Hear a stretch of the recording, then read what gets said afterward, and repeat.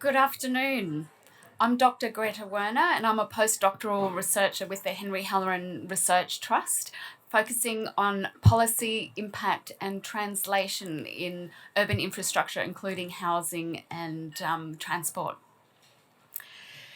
I would like to acknowledge that this university campus stands on the unceded country of the Gadigal people of the Eora Nation. We recognise and pay respect to Gadigal elders and communities past, present and emerging. For thousands of years they have shared and exchanged knowledges across innumerable generations for the benefit of all. Welcome to our discussion of the publicness of transport. This event is part of a program of events run by the Henry Halloran Research Trust across University Research Centre, dedicated to fostering multidisciplinary research on cities, regions and communities. The Festival of Urbanism is our flagship program of public events to promote evidence-informed dialogue between researchers, community, officials and advocates and practitioners. So before I introduce the chair, I would also like to let you know that there will be a short reception at 5:30, followed by our event on comedy and communications called The Rental Market is a Joke: How Comedy and Social Impact Documentaries Can Improve Public Debate and Policy. After which there will be another reception and the announcement of the winners of our Reels competition. So we look forward to seeing you there if you can make it as well. Now let me introduce the chair of this session, Dr. Rebecca Clements. Rebecca is a postdoctoral researcher at the University of Sydney and RMIT. She recently completed a postdoctoral fellowship with the Henry Halloran Research Trust's Infrastructure Governance Incubator. She's now undertaking research on the Deep Timetable, an ARC project at RMIT, and also several projects on micromobility with the Institute of Transport and Logistics Studies. Her research is concerned with planning sustainable and equitable cities with a focus on overcoming urban car dependence. Her work encompasses parking policy approaches in Australia and Japan, transport and mobility justice approaches, such as children's independent mobility, and transformative infrastructure governance. Thank you, Rebecca Clements.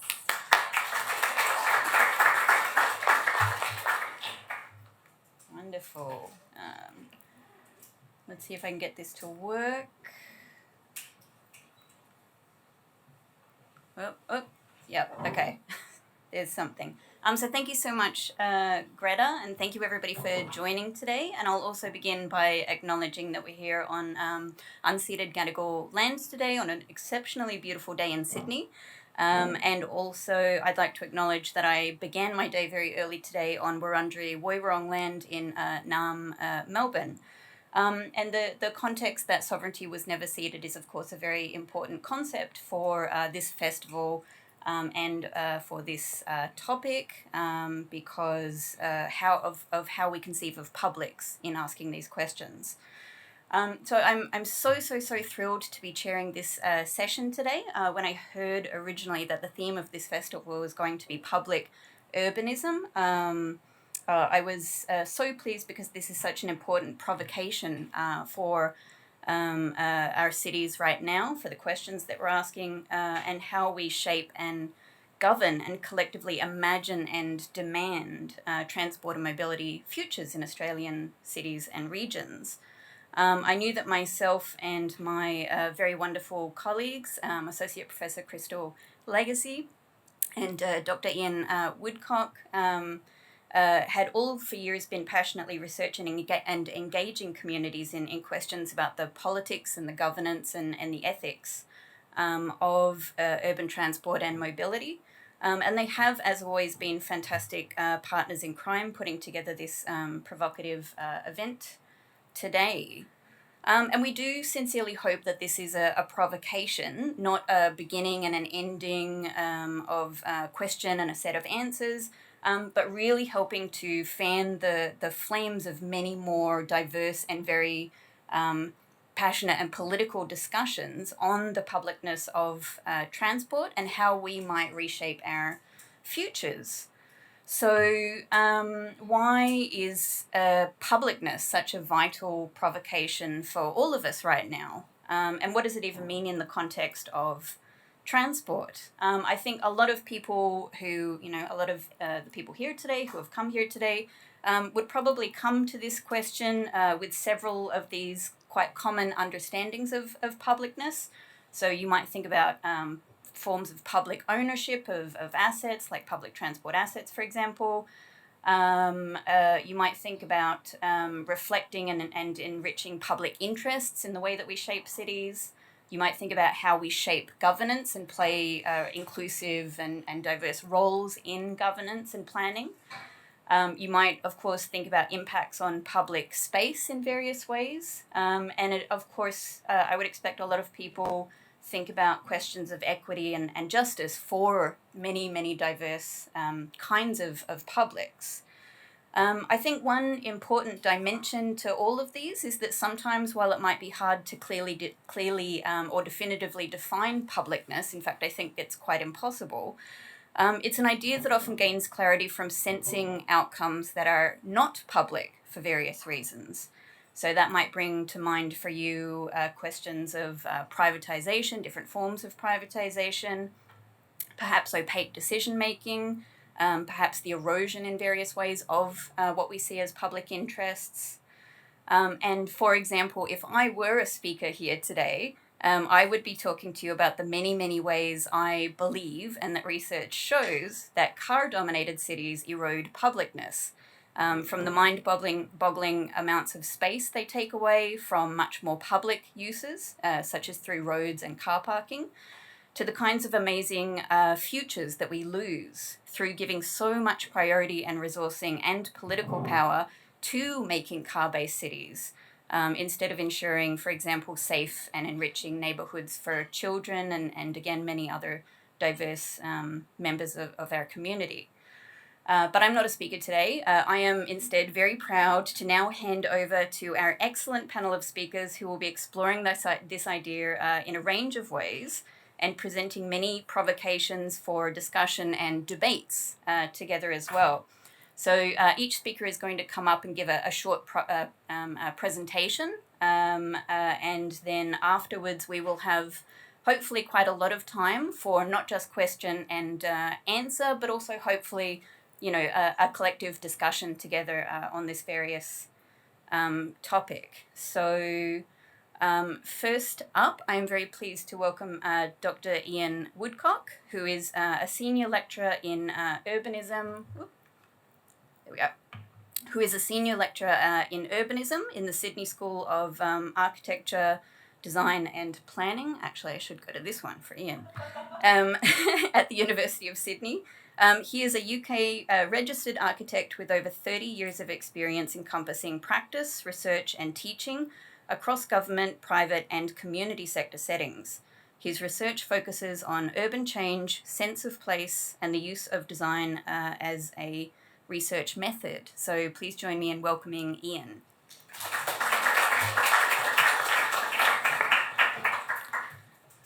Thank you, Rebecca. Now let's see if I can make... Yes, it does. It works. Yes, and like Rebecca, I got up very early on Wurundjeri watering land this morning after not having very much sleep. So I hope I'm going to be able to make some sense with my 5 slides.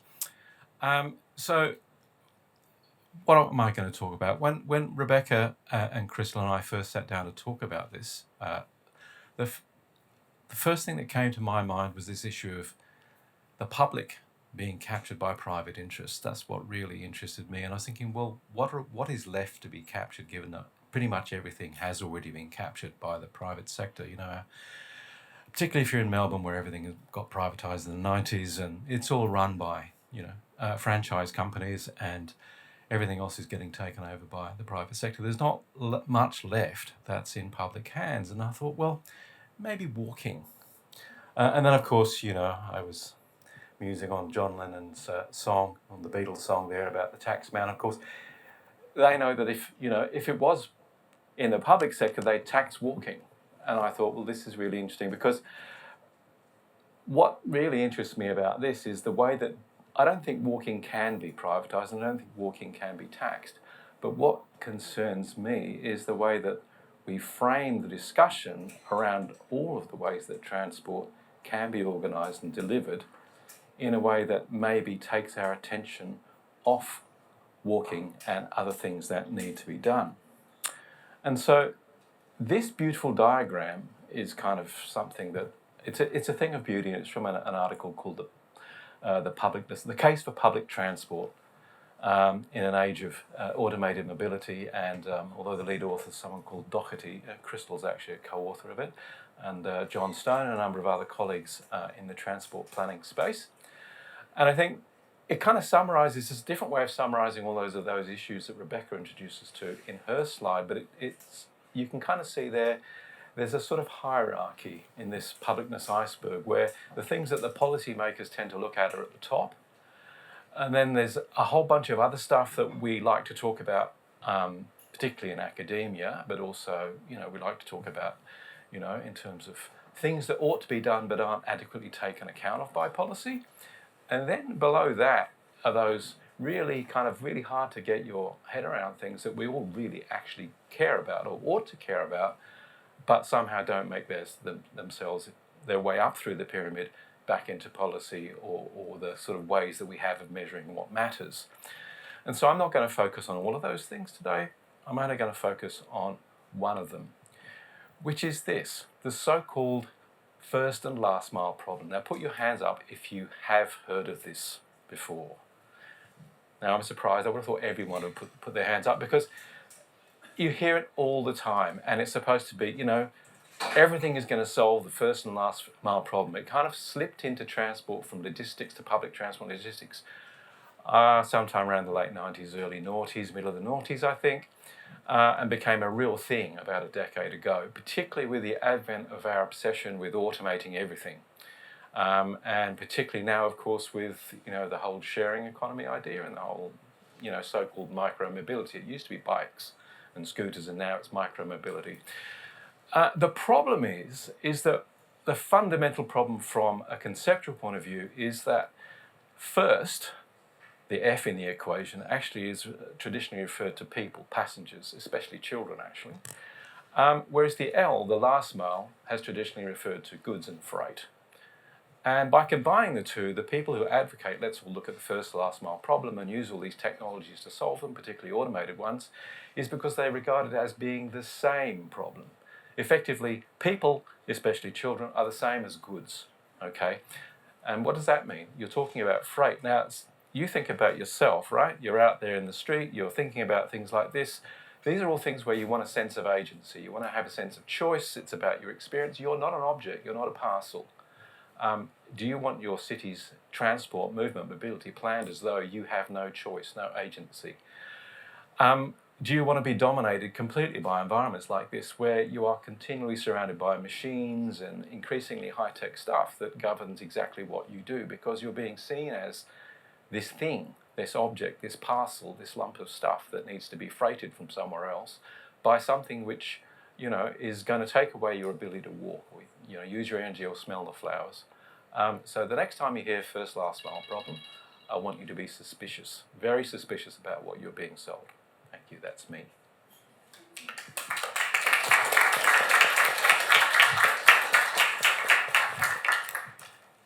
Thank you so much, Ian.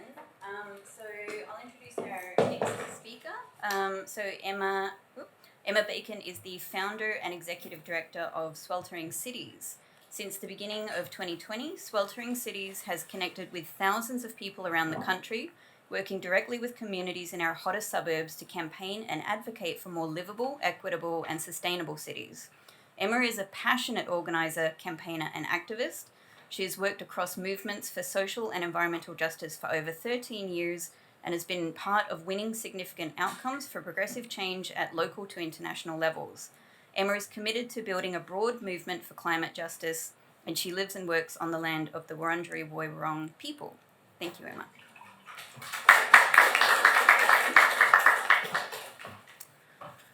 Awesome. I'm going to go to a photo that doesn't make me feel so awkward. There, fantastic. So yes, you've just heard my little intro, but Sweltering Cities is a small but mighty team of really amazing people working now in Sydney and Melbourne. We've got 5 people on the team, one of whom, Sana Shah, is here. Sana, wave, where are you? Over there with also one of our old colleagues, Danny Villafania, who really, I just wanted to acknowledge from the beginning, have done the hard yards in terms of the listening and the data mapping and understanding ArcGIS, so I didn't have to do it. So, wonderful women. We started out 5 years ago talking to people about how they experience the impacts of heat, and especially starting in Western Sydney, which we know is really powerfully affected by rising temperatures, but also the intersections that make people really vulnerable. We started out having hundreds of conversations with people about how they felt the heat. And something that kept on coming up again and again, that was sort of a surprise at the beginning, how often it came up, was people saying, there are no bus shelters where I live. I cannot even leave the house on hot days because I'm walking down these treeless streets. It's a nightmare. The buses don't even turn up. And a real sense of political frustration as well, saying like the people who plan our cities and make decisions don't care about what my life is like. They don't care about my community. And this just kept on coming up again and again. So what we decided to do was actually lean into that work and say, yes, bus shelters are a small piece of infrastructure in some ways, but there are thousands of them across the city. There are thousands of them in suburbs that get up to 50 degrees on the streets. And so we wanted to look at it as a big problem, not just one at a time. This slideshow has a few photos of terrible bus shelters or bus stops. This is one of my favorites. This one is marked on Google Maps as being accessible because it has that small concrete pad, and that's what was allocated, because if you're there, then that means you've walked down a footpath and you can, it's indicating that this is where the bus stop is. This is obviously not true. This is in Minchinbury. One of the things we started to do was ask people to send us pictures or information about their local bus stops and, or bus shelters. And so we've just been, since then, over the last 3 years, we've received hundreds of photos. I'm now sort of the bus shelter person in my friendship group, so I now get sent them from around the world. There's great ones in New Zealand, and they're air-conditioned in Saudi Arabia. But we started getting lots of photos and collecting photos ourselves around Western Sydney. These are from a couple of years apart, but you can see on the left one in Casula. It's opposite a daycare centre. There's a park just behind it. And those are a series of electricity wires wrapped around at head height. And the only sign that it's a bus stop is a little metal tag on the pole. The other one's in Penrith. I mentioned before there's parts of the cities that get to 50 degrees on the ground. In Penrith, in January 4th of 2020, it was 48.9 degrees, but they measured higher temperatures on the ground. Imagine being at this bus stop because you had to be, because you had to run errands, because you had to go to work on a 48.9 degree day. Bus stops also exist within the context of our urban heat island suburbs. More and more, this is the way we're planning our suburbs. They're really unsustainable. There's lots of treeless streets. And this is what people would tell us. We're walking long distances and really hot streets, and it means it's exhausting when we get there. We heard stories from people like Andrew, who's a disability support worker, and he said that the clients he would go and see 4 or 5 clients a day, and they would say, I'm trying to follow the health advice, I'm trying to do my best, but after it's been hot for a few days, I need to go get more food, I need to run errands, and I'm doing my best, but it is so hard. I feel sick, I feel dehydrated, just waiting for the bus. There are no shelters. Another person called Jane who said, this isn't my problem. I actually drive a car. And then she said, actually a little while ago, I broke my leg, and a couple of days a week, I pick up my grandchild. But I just couldn't do it because the stops at my house, the stops at the school, the stops at her son's house, none of them had any seats or any shelter. So it meant that for the months that she was unwell, she couldn't play that function, and the entire family's, weekly arrangements had to change. I'm going to go much quicker. We did some big summer surveys asking people how they felt. The really big stat that jumped out, 2/3 of people in Penrith said they wanted more to be done. What we did then was we mapped we mapped 500 stops in Penrith at first, and then we mapped 2,500 stops across the city. We have a better map of the bus stops in Sydney than Transport for New South Wales does, because they don't have one of the entire city, just to demonstrate that this problem is specifically bad in Western Sydney, not just in the older suburbs, but also in places like Schofields, where the amount of bus shelters is as low as 30% of stops have shelter, shade, or a seat. I'm skipping because I went too fast. This is the bus stop that won our competition for the worst bus stop in Sydney. We had lots of fantastic nominees, and this one won. What locals said about this is that there are snakes in the grass. The trucks zoom by. It's really unpleasant to be there. But then when Penrith Council was asked, when Transport New South Wales were asked, they said, no one uses this stop. And I was like, oh, well, what's the order in which this is going?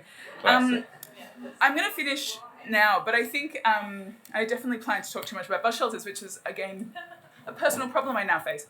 But to say that the ask that we've identified to actually solve this problem is that the New South Wales government should take responsibility for solving this at a system scale instead of it being a local government problem, and put $20 million into installing at least 2,000 more stops across the city, primarily in our hottest suburbs, where there are schools, hospitals, aged care homes, daycare centres, places like that.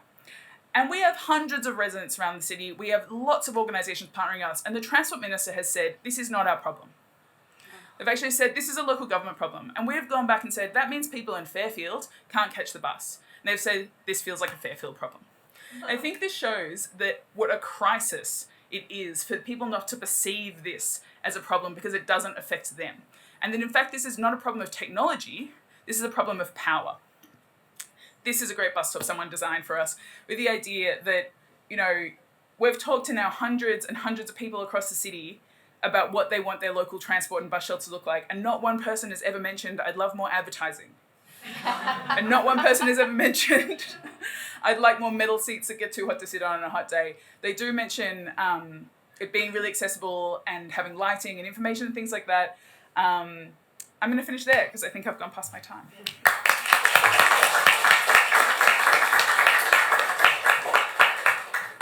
Thank you so much, Emma. So our next speaker is not in the room with us, but is coming to us from Zoom, which I think we're getting up now. So David Babineau is the Secretary of the Bus and Tram Division at the New South Wales Rail, Tram and Bus Union, or the RTBU. David works closely with the President of the Bus and Tram Division, Peter Gratch, to coordinate the daily management of the activities undertaken by the division and to support bus and tram members in New South Wales. Thank you so much for joining us, David. So give him a warm welcome while he's...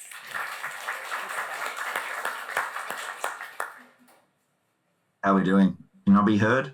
Yes. Splendid. So, hi everyone. I can't see who I'm talking to. I'm talking to myself on a screen. It's discombobulating, but that's all right. Look, from our perspective and from my perspective as somebody who drove buses for state transit before they were privatised, because they have all been privatised now. There are no publicly run buses in New South Wales. Publicness is very specific, and for my sins, we deal a lot with Transport for New South Wales, and what it sort of revolves around is public accountability and how that intersects with bureaucracy. The biggest issue, of course, is that the nature of bureaucracy is that it's scared to make a decision that it may have to stand behind, and that's true of anything, more so of transport, given its massive size. The main issue that we found when the buses were privatised in Sydney was that state transit, as a government operator, had effectively semi-professionalised a non-professional industry. And so, they ran 4 regions in Sydney, one in Newcastle. The 4 in Sydney effectively, and I believe this is still the case, comprise over 75% of all the trips that are done daily in Sydney. So there may have only been 4 of 15, well, 4 of 10 now, but the volume was distinctive and really set them aside in terms of operating environments. And State Transit had been doing that for many, many decades and had developed an expertise. There was a stable industrial environment. There was a stable operational environment. You had a situation where regulations weren't being changed here and there and practices weren't being changed here and there simply to pursue profit. It was service delivery. That was the priority, and everything sort of stemmed from that. What I've seen is that since privatisation, and Transport was really unaware of this until they've been running into the issues here and there, but what's happened is there's this void because Transport was completely unaware of the repository of expertise that was within state transit. The 4 regions were given to private companies, and through COVID, we saw a lot of dodgy practices. The KPIs were structured in such a way that you either met them or you didn't, which meant, of course, if you didn't meet them, then why would you bother continuing to try? And so we had trips being slashed to conserve on the overtime. We had, standard instructions for drivers that if they got to Central and they were running late, that they would put up not in service and simply drop passengers only. There were a lot of practices, and all of it stemmed from the fact that all of a sudden the travelling public were customers, whereas when I was driving, they were passengers, and we had a duty of care, and we took that seriously, often to our own detriment as drivers. But that's really the fundamental difference. And now we're in a situation where Transport has found themselves in a position where they are suddenly needing to be more than regulators, when in essence they're nothing more than that. They don't know, they don't understand the industrial instruments, they don't understand the timetables in terms of how they play out on the ground. They are either not understanding or unwilling to become involved in a great many operational issues. It was only last week where I had to reach out to the companies and try and figure out the timetable for how often they clean driver seats. And the most often was twice a year. So, imagine getting on and sitting on a dirty bus seat. Imagine doing it if it hadn't been cleaned for 6 months across summer. It's this is just the way it is. This is what we've been gifted, and it is effectively the politicization of transport. Whereas transport, like any other essential service, health, utilities, education, these things should have a base level of government provided service, because the point of the entire system is to make sure that no one's left behind, because we're only supposed to be going as slow as our most vulnerable. If somebody wants to come along and provide some magic bus that rolls out the red carpet as a private service, great, they can do that in the same way that they do with health or education, and offering a superior product for those able to pay. But public services need to be exactly that. And what we found, certainly in Sydney with buses, is that there is no interest in continuing that, once proud tradition of 90 years. We'll be campaigning next year to try and start reversing that, but it's an uphill battle. A lot of people see it as a fait accompli, and really, given that it has been politicised, it's vitally important that people actually stand up. So whether it's the Sweltering Cities initiative or anything else where you're engaging the public needs to take ownership of it, because God knows they pay for it.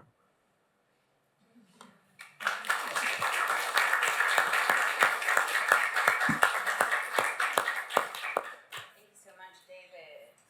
I think we'll need to switch back to the slides quickly.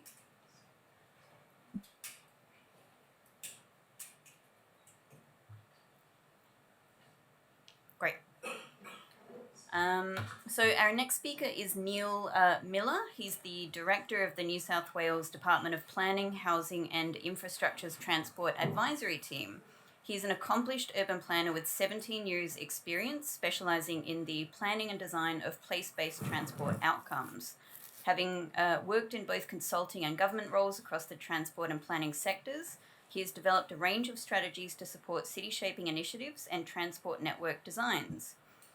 He has led the development of multimodal transport strategies, transport and land use planning policies and plans, provided expert guidance and collaborated with stakeholders and partners across different levels of government. So thank you so much, Neil.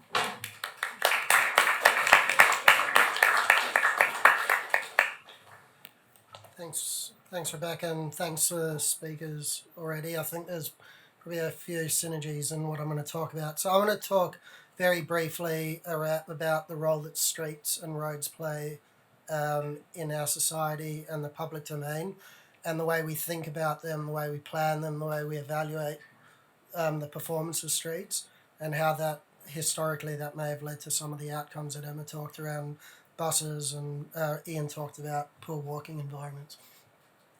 So when we talk about streets, streets need to be considered from several lenses. Importantly, what role streets have in the context of place. And we understand place from different lenses. Place can be thought about through the type of and level of activity that is generated within that environment. We think about place from its physical form and how it feels. And importantly, what does a place mean to us as a community and society, and what role does the street play in facilitating those important functions? Is there somewhere for us to meet friends and family? Is there a way that I can easily get to a place? Is there shade for me to sit and enjoy a place? What are the design factors within a street environment that enable those important parts of a place to operate? When we think about movement, there are different types of movement.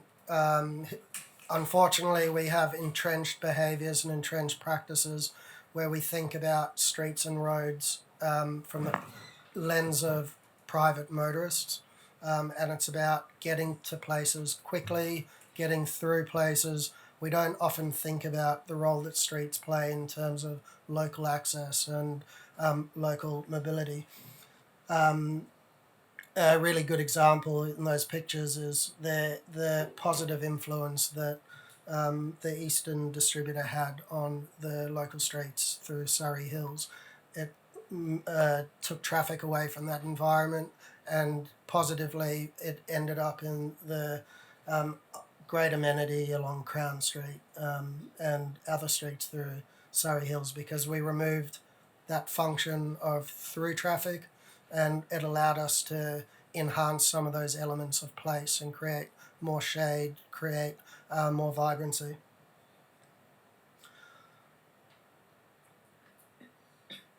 In New South Wales and in many other jurisdictions around the world, we've looked to define or think about the several functions that a street plays in the context of movement and place. In the UK, it was Lincoln Place.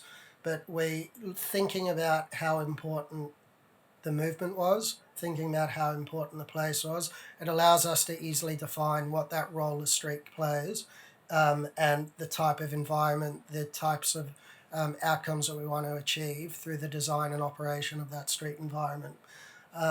What we've done here in New South Wales is we've established a set of what we call built environment indicators.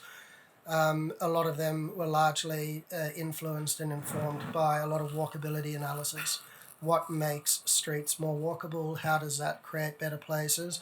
And how do we measure that? Historically, as I said, we've measured the performance of streets and how fast you can drive down the street, how much delay there is for a motorist travelling along the street. What we've tried to recognise here is the several elements of street functions and street environments, and measure them more holistically so that we can respond to the public needs and the role that a street plays in the public domain. And just the last slide, so these are a bit more detail on some of the built environment indicators. They're all captured within 5 key themes: access, connection, amenity use, green and blue, comfort and safety, character and form. And they cascade down into a series of built environment indicators that are all measurable. They've been mapped across Greater Sydney. We can quickly and easily see how well a street performs from the different road users or the different community needs. And through good planning, we can evaluate and measure and more appropriately respond to the different needs that streets play within the public domain. Thanks.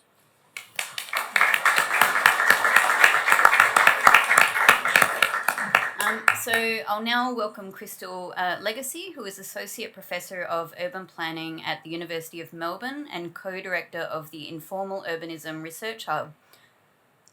She resides, writes and teaches on Wurundjeri country, where she publishes critical commentary on issues related to urban transport politics, public participation, and the post-political city in academic articles and local and national media. She also works in solidarity with a range of community-based groups seeking climate-just outcomes in transport planning. Thank you, Crystal. Yeah, just switch the slide. If it's okay, I'm going to stand out here. If that's all right with everyone? Okay, great. The microphone's working. Okay, I don't want to stand between you and a great discussion, so I'll try to be as quick as I can.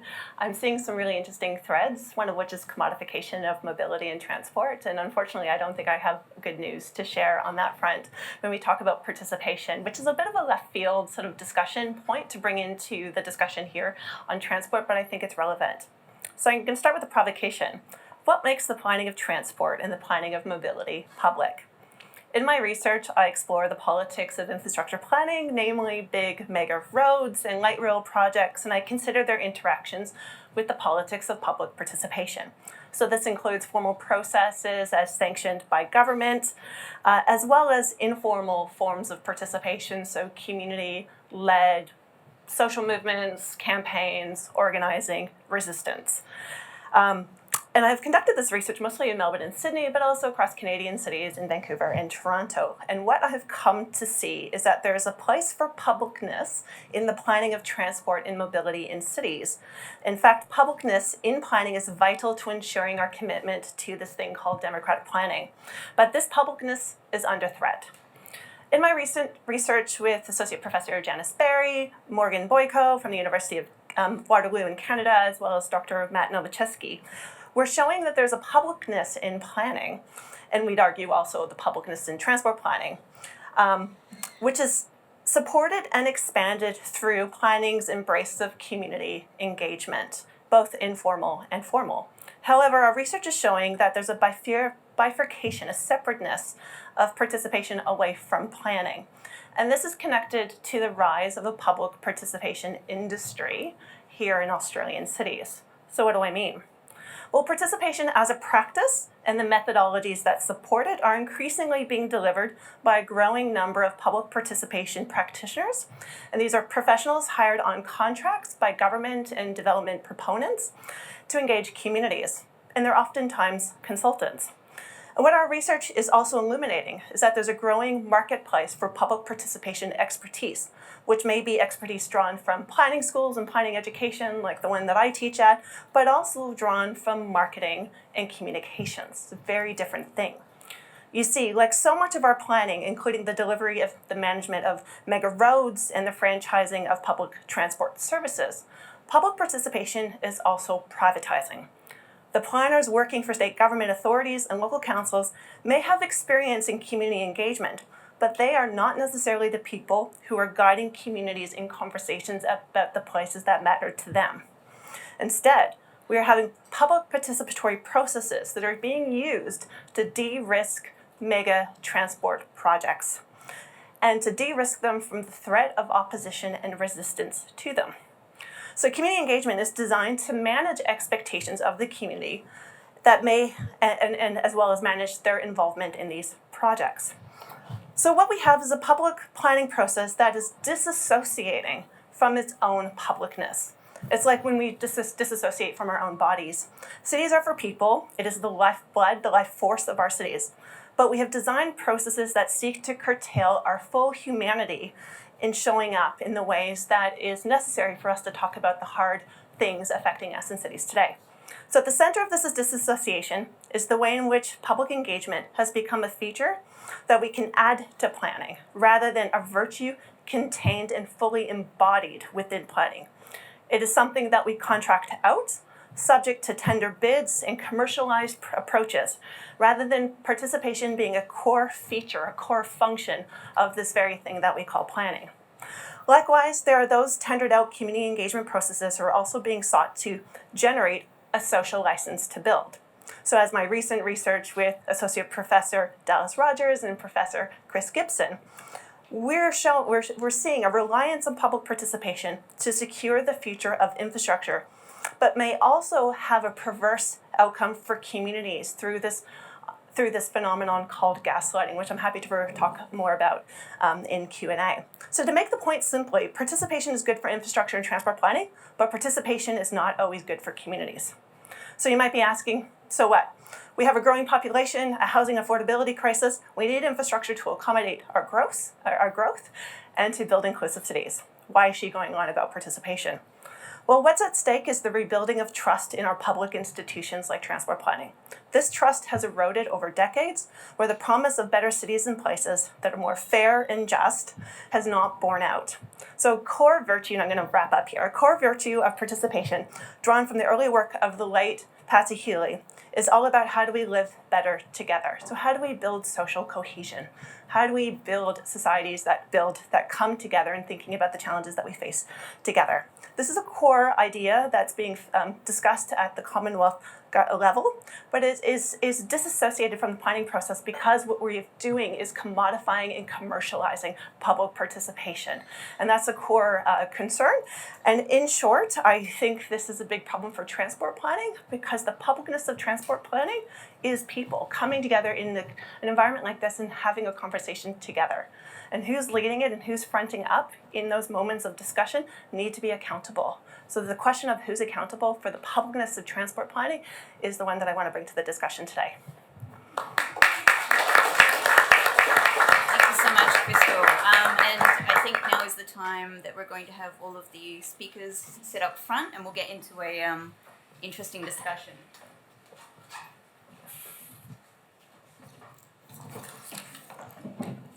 And are we going to have David at the back looming over us? Fantastic. So while that's coming up, this was all amazing, and there were so many synergies across everyone's, different kind of angles coming at this question of publicness. But I'm just going to go to one of the questions that came from an audience member, and I think one that cuts across what everyone has spoken about, and I'll throw this out to everybody here, is do you see a tension between technical and political approaches to transport? And I think everyone here can have a different kind of take on that, maybe. Anyone want to start? Yes. Okay. There's a big tension. We like to tell the story that transport's technical, but it's inherently political. And how we bring those two things together, everything from how we teach transport planning in geography, in engineering schools, all the way through to making sure people have agency in their work to engage within the political context upon which they practice. That's where they should come together, but unfortunately, they're not. Mm-hmm. Excellent. Anyone else?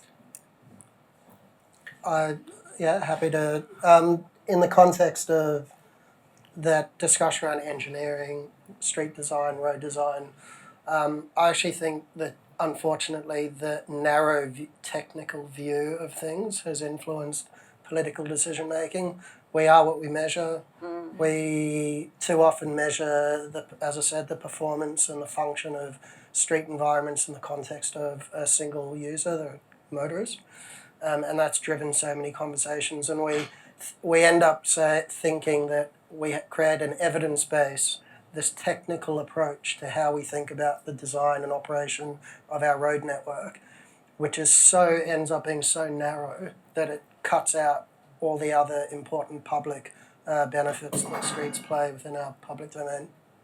Emma? I was going to say, an interesting thing about this campaign that we've been doing is like very specifically around people saying like, I would love to see more bus shelters. This would have big benefit on my community, for the health things like that. And then we take that to experts or government others and they say, actually, that's not what you want. What you want is a higher frequency of service. You want the bus routes to be different. That will make a much bigger difference. I'm like, I actually don't care about that at all. Like if you look at the most recent state budget, it's like, we would like this. This is what lots of people would like. And the transport investment for lots of different communities was more frequent bus services to the airport when it's opened. Like not locally, not to other transport hubs, not things like that, but to the airport when it's opened. And that's a frustration. And I don't know if that is a tension of political and technical, but For me, we're working with community members who say, like, this is the solution we have identified that we really want. And then to be told, actually, that's not the solution you want is extremely frustrating. Yeah. It's certainly a disconnect between, like, actual publics and a conception of publics. David or Ian? I can't see Ian, so I'll jump in. That's interesting because it's definitely been something that's a theme throughout my working life in buses, where you do have that. On one side, you've got planners talking about desire lines, etc. On the other side, you've got bus drivers who say this just doesn't work on the ground. And then in between those two, stopping them from having productive discussions is a whole bunch of people who don't really understand either point. I think one of the benefits of a public operator, for example, is that they would advocate, often within transport, sometimes against transport, they would advocate for those practical solutions and solutions that came from the travelling public. And so the solutions they were advocating were generally more informed from, a passenger perspective as opposed to sort of an abstract perspective or a politically informed one. And Ian? Look, I mean, I think it's a bit like Marshall McLuhan saying, the medium is the message. The technical side of it is the politics. The attempt to separate the two and say there's a tension between them as though they are different domains is the problem. I mean, they're not. You can't evacuate the politics out of it. Fantastic. Okay, so there's a lot for us to chew on there. But I'd like to invite anybody from the audience who would like to ask a question, and we've got some roving mics, so just put your hand up if you. There's an enthusiastic hand.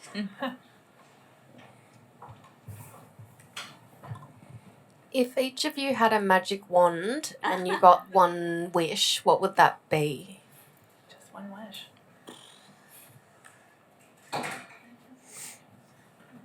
Everyone's thinking deeply, but Emma, you look like you've. Yeah, you'd think I'd say bus shelters, but I won't. The federal government at the moment is creating a thing called the National Climate Risk Assessment. It's like the biggest look at climate risks in this country, how we need to adapt. They've got lots of primary risks, bushfires, rising sea level, all the things like that. And one of the top 11 risks is failures of governance, where things fall in between jurisdictional cracks and then no one takes it up. And this is the federal government said this is a huge issue. And it's what I see when I look at our transport system, when we speak to the community members we work with. So a magic wand I would like to wave is for the people in charge to think of their roles outside the silos that they are, and that, we know that there are health implications to how the transport system is planned. I would like the people in charge of transport to understand that there are social and health and economic consequences for communities in how they plan, and that we need to look at the systems instead of in the silos of responsibility. Wonderful. David, do you have one? I know that you can't see, so I'll just ask you directly. I'm having issues with one. Yeah. I feel with the magic wand I should empower myself further, but look, I think I don't know how to sort of put it simply, but I think effectively I'd have to sit down, much like the clause in an industrial agreement, and make sure every word counted for my one wish, and would somehow remove the layers. I'd increase accountability between the people that use the service and deliver it and the people that purport to be in charge of it. Whether that would be transport or the government of the day, I don't know, but I think that's a fundamental gap, is there's no accountability. Yeah, you can't see, but I'm nodding. I like that one very much. Awesome. Anybody else? Crystal?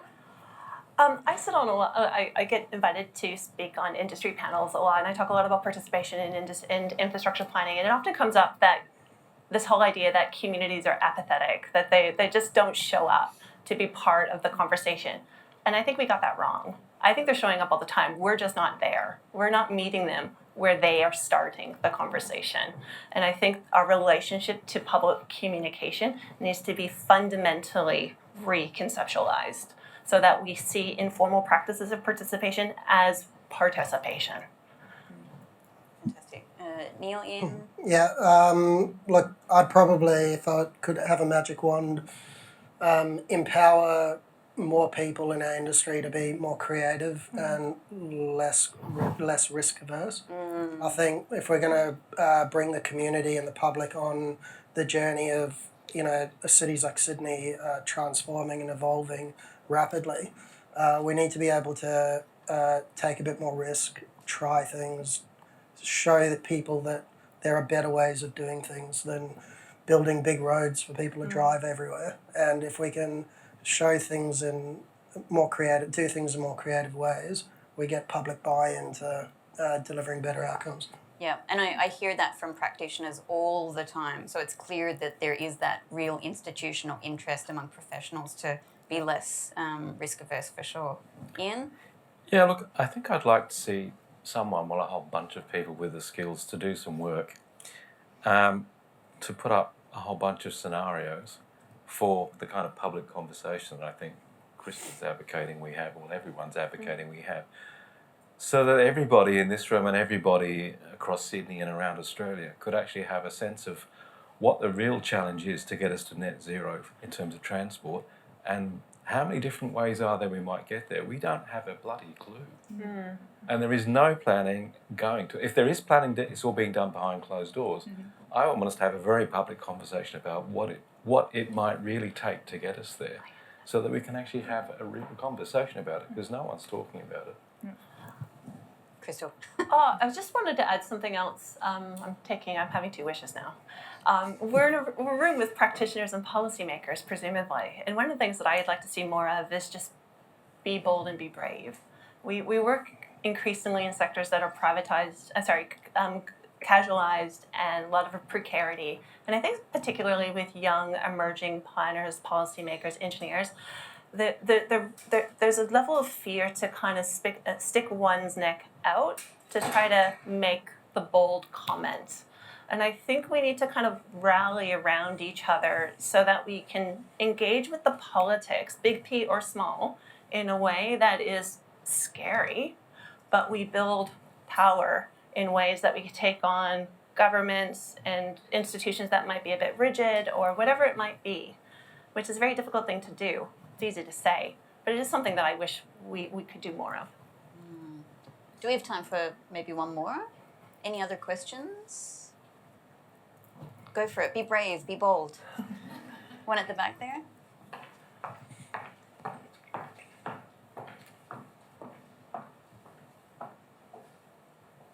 Hi, I'm Kumar. I'm a student here in Sydney.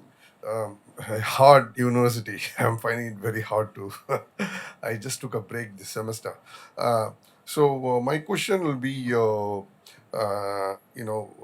publicness of transportation is like people who are walking is my focus. So the minimal that they get stopped when they are walking. Should be one of the focus. That means all this, the bridge we have got in Sydney University to cross the Parramatta Road is a beautiful example. Just we can. So similarly, wherever the minimization of people stopping, the time they wait and all, that could be one of the focus, I thought. Fantastic, thank you. Maybe Ian or Neil are good to respond to that one. The fact they're called big buttons, Yeah. I think you're talking about, you press this button and you have to wait for it to go through the full cycle. They don't have to be like that. They're actually buttons that are much more responsive. You could hit the button, and every time you hit it, within about 5 seconds or 10 seconds, the lights go green in your favour as a pedestrian. Now, I have one where I live, actually. It's magical. They're amazing. One. If we just simply, started rolling those out across the city, things would dramatically change in a very, very big way. It often is. It's like bus stops. I mean, some of the smallest parts of the system are where the biggest blockages are to actually doing something seriously different. Neil, did you want to respond, or anybody else? Yeah, all I'd say is, again, I think part of it comes back to what we have traditionally valued, and the high speed, segregation of space and uses within our street environment. It all has led to design outcomes and design solutions that is sold as safety measures and safety outcomes, but they're only creating these safety outcomes because of the original design decisions that we've chosen. If we had slower speed environments, a better acknowledged the need of and the space within street environments for all types of people, then some of those poor design outcomes probably wouldn't be seen as much. Wonderful. I'm looking to our timekeeper. Oh, we have. Okay, all right. All right, that's very generous. Thank you. Okay, so does anyone else have any other questions that they'd like to? We've got a couple. Two at the front here.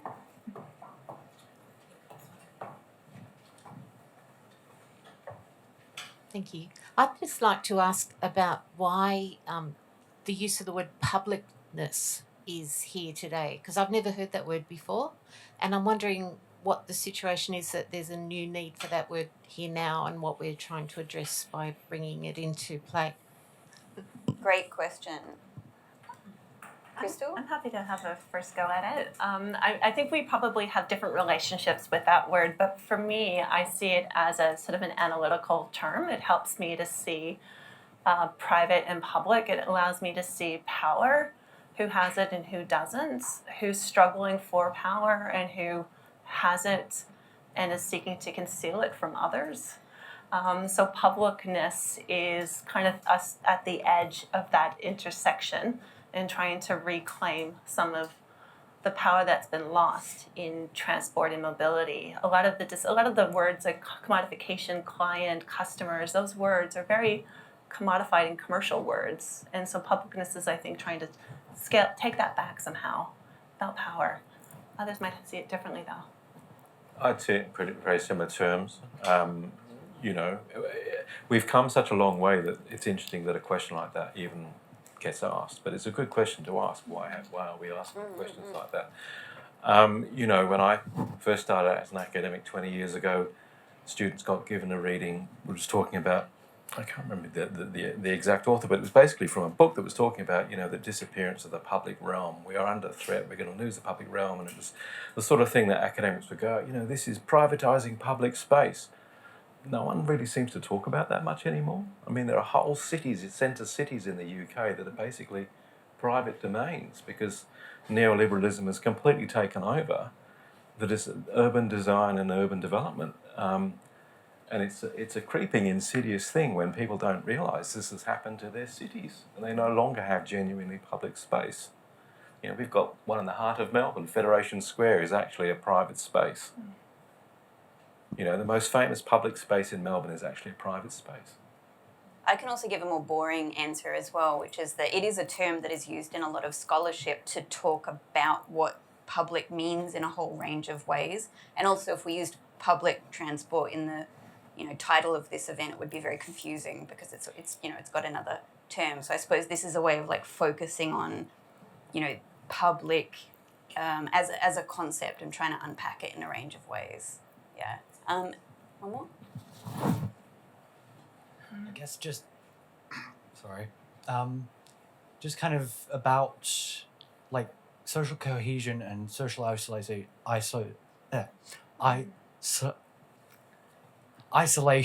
Yes. How sort of our ideas of movement and transit affect those things, and what we can do to sort of improve, reduce social isolation. You're doing great. About reduce social isolation through the spaces and connection to community, I guess. Such a great question. Yeah, Thank and we you had for a lot that. of similar questions get submitted as well, so that's really great. I've got something on that we've been thinking about as well. And it's more specifically about trees, but I think it applies to what we're talking about. Because we work on urban heat, we talk about trees a lot. I try not to talk about trees too much because then people start talking about their favourite tree and then we go down a little loop there. But the way trees are measured, like the greening of a city is measured, is mostly through satellites and through a really technocratic view of the city. We'll look at percentages of different areas, but we've got an aerial view of that.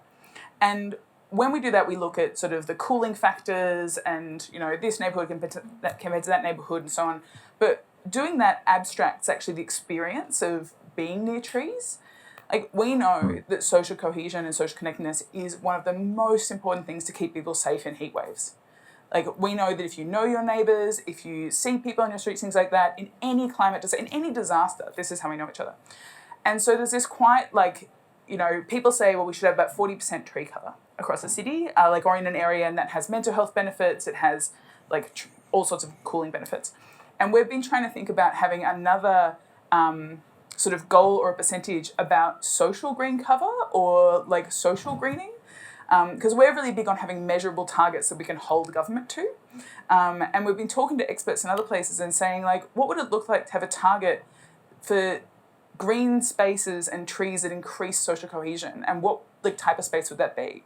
Would it be community gardens and parks? Would it be, you know, trees on certain routes where we know people will walk? But I'd love to, I guess, deepen that idea and start promoting it as an essential, like to go beyond the idea that we need X amount tree cover that we measure by satellite, but to go towards, like, oh, we need this type of city that helps us be this sort of people and this type of society. So I think it's a great question. Kristen? I might just say very quickly, I've been thinking a lot about social cohesion and specifically around participation, which often gets framed as like community versus government, right? It's this polarity, and it's far more complex than that, of course. You know, we live in a pluralistic society. And social cohesion is really interesting in respect to thinking about infrastructure planning, especially transport projects that usually extend across many geographies in a city. Like West Connects would be a great example here.